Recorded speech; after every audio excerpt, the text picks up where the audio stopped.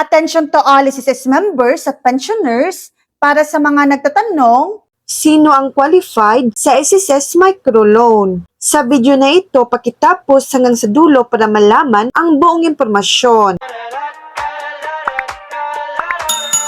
Sa SSS Microloan or Loan Light, ang pangunahing qualification na inilabas ng SSS ay may at least 12 months na contributions. Ang loan ay para sa short-term financial needs. Loanable amount, 1,000 pesos hanggang 20,000 pesos, depende sa average monthly salary credit. Repayment period, 15 hanggang 90 na araw. Interest, 8% kada taon o 0.67% bawat buwan. Layunin itong maging accessible sa pamamagitan ng digital platforms ng partner financial institutions. Pero mahalagang update, noong July 2026, sinabi ng SSS na ginagawa pa ang implementation ng microloan or loan light kasama ang mga partner nito. Kaya ang kompletong final eligibility requirements at application process ay maaari pang magbago. So yan lang po ang latest update.